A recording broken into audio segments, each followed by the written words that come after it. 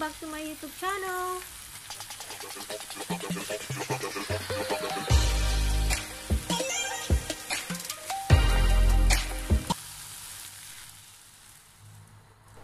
So ito po yung ating recipe for today's vlog. So magluluto po tayo ng simpleng ginisang ampalaya with tomato and eggs.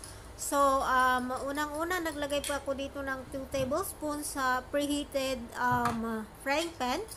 And saka po natin priprituhin muna yung ating beaten eggs, or prituhin po natin ito into scrambled eggs. Ayan. And sana panoorin nyo po yung video hanggang sa dulo, and sana mag-enjoy po kayo. At kung may katanungan po kayo or comments down below po. Ayan. Thank you so much po sa inyong lahat sa inyong panonood, and sa lahat po ng suporta nyo sa aking YouTube channel.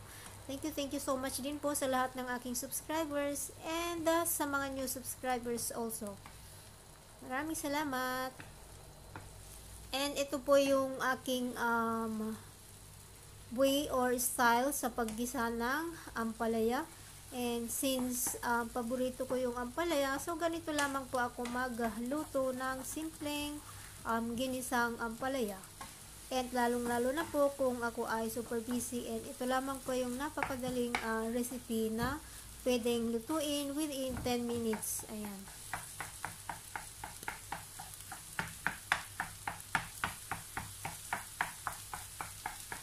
Mega love shoutout po sa inyong lahat, sa lahat po ng nanonood at sa mga manonood pa. Maraming salamat. Sana mag-enjoy po kayo. Ayan po, so pagkatapos nating may scrambled eggs, isa-set aside po muna natin. And saka muna natin, and gagamitin po natin yung the same na kawali. Ayan, para hindi po tayo maraming hugasan. Ayan, at paglalagay din po ako dito ng panibagong cooking oil. Saka po natin ilalagay ang ating panggisa, yung ating sibuyas, at yung ating bawang or garlic. Ayan. And gigisahin lamang po natin ito hanggang sa lumabas ang aroma ng ating sibuyas at bawang.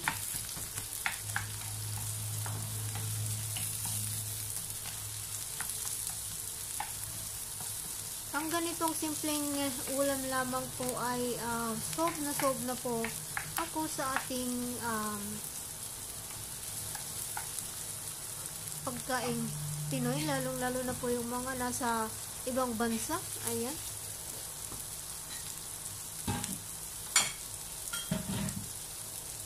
And napapansin niyo po na lahat ng video ko na magkakasunod ay hindi po nawawala ang sitaw, ampalaya, kasi pag summer lang po kami dito nakakabili ng fresh na gulay. Ayan, and saka po natin ngayon ilagay ang ating kamatis. Masarap kung mas gusto ko po kasi yung mas maraming kamatis, kaya ayan, naglagay po ako ng maraming kamatis. And since medyo mura yung kamatis dito sa bandang Europa. Ayan. So, ayan po. And gisahin lamang po natin ito for about 5 minutes.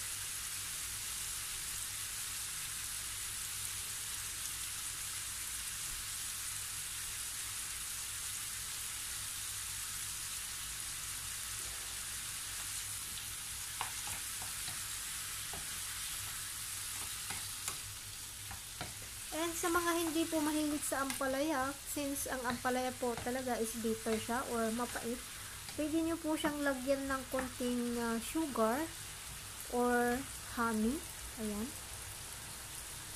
Or kung gusto nyo po, hugasan nyo po muna siya ng asin para matanggal konti ang pait ng ampalaya.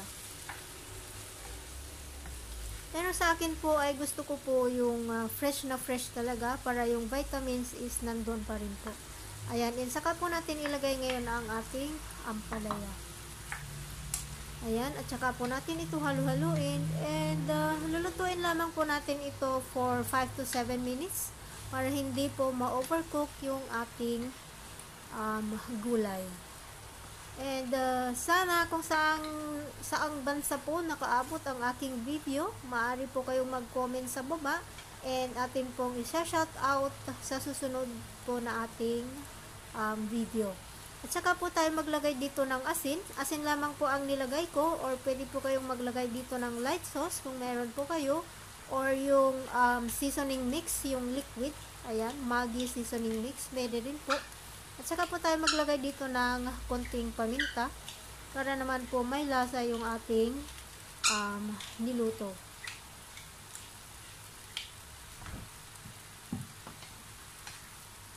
And kung nagustuhan nyo po yung ating vlogs for today, yung ating recipe, pwede pong pakishare, likes, and comments po. Ayan, maraming salamat po sa inyong lahat sa patuloy na panonood at pagsubaybay po sa aking YouTube channel, Jency Files. Ayan, thank you so much po. And sana, ayan, sana lang, thank you so much. Sana nagustuhan niyo po ang aking napakadaling recipe ng ampalaya.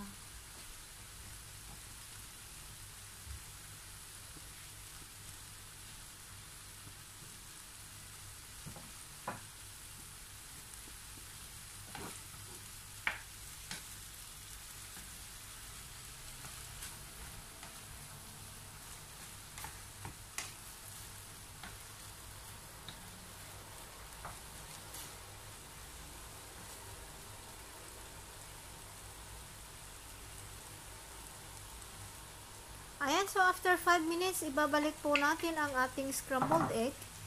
Saka po muli natin itong halu-haluin para mag-combine po lahat yung ating ingredients or yung ating sangkap. Ayan. And ituloy lamang po natin ang ating paghalo para ma-mix po lahat.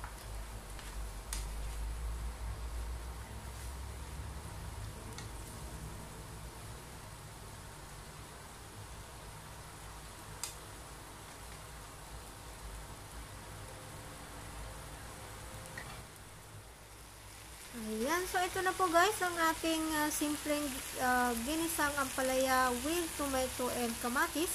Ayan, so luto na po siya and ayaw po natin siyang ma-overcook kaya ayan, ready na po ang ating dinner for today.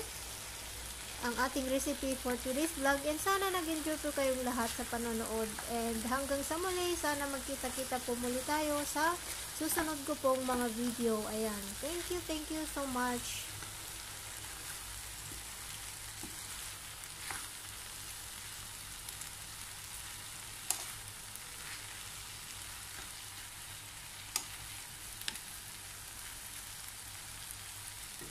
Ayan, hanggang sa muli po mga kachinggo. See you, bye-bye.